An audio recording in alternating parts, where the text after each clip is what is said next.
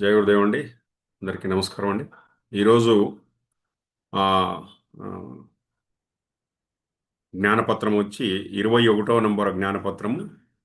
ఇది నవంబర్ 1వ తేదీ 1995 లండన్, యునైటెడ్ కింగ్డమ్లో జరిగింది. విషయం ఏమంటే సంశయవాదం. అజ్ఞానం అంటే సంశయాలు ఉండటం, సందేహాలు ఉండటం, మరియు అలా ఉన్నామని తెలుసుకోలేకపోవడం. అదే అజ్ఞానం అనేది. ఇప్పుడు మనము ఎప్పుడు సంశయిస్తూ ఉంటే, ఒక సంశయవాది అని మనల్ని మనం అనుకుంటే అప్పుడు మనం సంశయవాది కాదు. ఎందుకంటే మనకి దాని గురించి తెలుసు కదా, అందుకోసం. ఆ?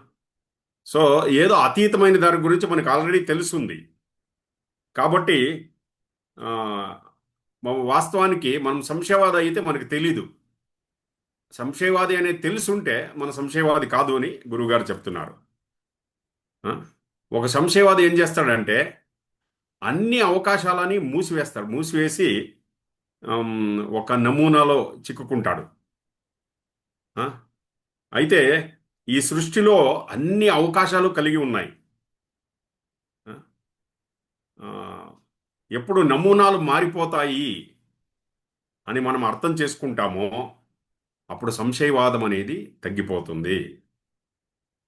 నిజమైన వైజ్ఞానికుడు ఎప్పుడు వైజ్ఞానికుడు కానీ శాస్త్రవేత్త కానీ ఒక సంశయవాదిగా ఉండలేడు.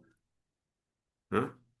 ఎందుకంటే సంశయవాదం అనేది అతన్ని ఈ ఉనికిలోని తెలియని విషయాలను పరిశీలించనివ్వదు. ఓకే. సంశయవాదం అంటే ఏమిటి? నాకు అన్నీ తెలుసు అనే ఒక వైఖరి. మరి ఆ వైఖరి అశాస్త్రీయమైనది అది. సో ఎప్పుడు ఈ సంశయవాదం అనేది ఎలా తొలగిపోతుందంటే ఆధ్యాత్మిక జ్ఞానం నుంచి తొలగిపోతుంది అనమాట. సో గురుగారు ఏం చెప్తున్నారంటే ఒకరెవరైనా చాలా సంశయవాదిగా ఉన్నారు, అనుమానాలు ఎక్కువ ఉన్నాయి అని మీరు గుర్తిస్తే వారితో వాదించడానికి ప్రయత్నించకండి, వాదించకండి వాళ్ళతో. వాదనలు ఏం చేస్తాయి? ఇంకా సంశయాల్ని, సందేహాల్ని బలపరుస్తాయి. ఆ? సో వారికి వారి స్వేచ్ఛను కోల్పోతామనే భయం మరింత ప్రతిఘటన వారిలో తీసుకొస్తుంది. మరియు మరిన్ని సంశయాల్ని, సందేహాల్ని కలుగజేస్తుంది వాళ్ళలో. ఓకే. ఉమ్.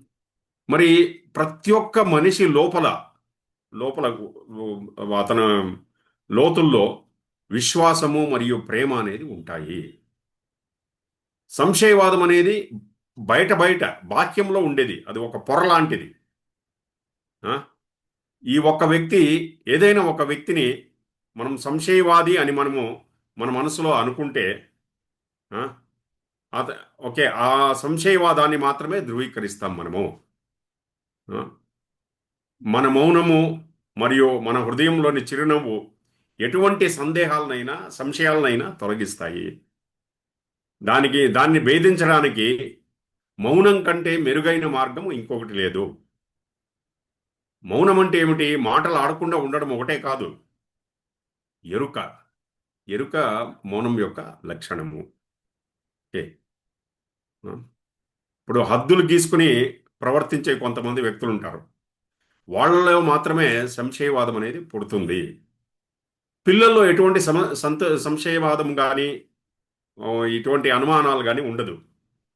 ఆ?